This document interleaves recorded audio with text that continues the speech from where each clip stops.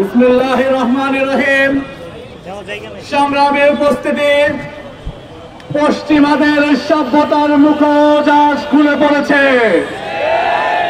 যারা বন্য প্রাণীদের অধিকার নিয়ে সমুদ্রের তলদেশে জীববৈচিত্র্যের অধিকার নিয়ে যারা আমাদেরকে তালিম দেয়, তারাই ফিলিস্তিনে হাজার হাজার জলজান্ত মানুষকে হত্যা করার সময় নির্লজ্জ নীরবতা পালন করছে।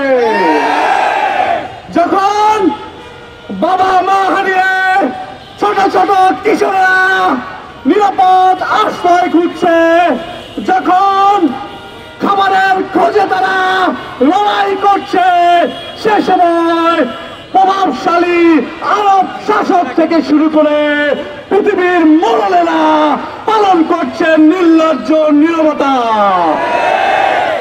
যে কাফেলা গাজায় জন্ম নিয়েছিল এক বৃদ্ধ শেখ আহমদ ইয়াসিনের হাত ধরে, যে কাফেলার সেনাপতি আব্দুল আজিজ রামতিসি বলছেন, দুনিয়ার বুকে বিছানায় শুয়ে রোগাক্রান্ত হয়ে মৃত্যুবরণ করাচ্ছে আমার পছন্দ অ্যাপাচি হেলিকপ্টারের গুলিতে শহীদ হওয়া।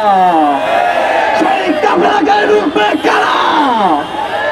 এই কাফেলাকে রুখে দেওয়ার কোন শক্তি দুনিয়াতে নেই।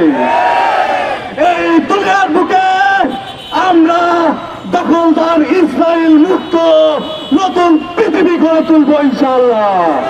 আমাদের লড়াই হবে দখলদার ইসরায়েল মুক্ত আগামী পৃথিবী গড়ে তোলা।